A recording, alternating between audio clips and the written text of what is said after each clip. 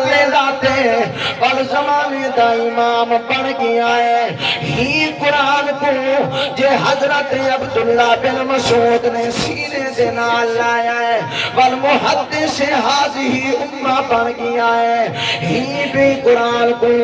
جے غریب دے پتر نے سینے دے نال لائے اللہ نے رنگ چھوڑیا ہے ون دیکھنا اکالتاں دے اندر ون دیکھنا چوکا چراہاں دے اندر امیران دے بال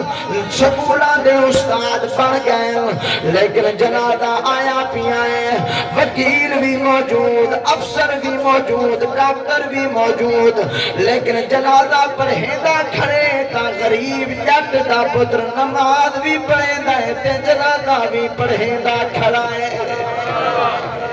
ڈاکٹر صاحب تو ساکو جلو جنازہ پڑھو نماز پڑھو مصلی خالی پہ نہیں میں نہیں پڑھا سکتا پروفیسر صاحب مہربانی کرو تو سا جلو نماز پڑھو تو سا جلو اگو مصلی تے کھڑو آواز آئی ہے آج جے مصلی تے کھڑ سکتے تا قاری قرآن مصلی تے کھڑ سکتا ہے غریب دے پتر کون جٹ کون یہ عزت یہ شان کون دینا پہ کئی جگہ دے ہوتے موچی دے پتر بلوچے دے پتر دھیاتی انپڑ گوار دے پتر کاری قرآن پڑھئے کھڑے پوری دنیا پیچھو کھڑی ہے رمضان شریف دا مہینہ ہے تراوی پڑھنا کھڑے برائے افسری پیچھو کھڑے تھے جی میں امام کرنے اللہ اکبر سمی اللہ لمن حمیدہ اے امیں کرنا کھڑے والا پوچھ دے ہیں سید کتنے رکعتہ رہ گیا ہاں ٹھاک بیٹھا کتنے رکعت صحیح چوکھی دے رہے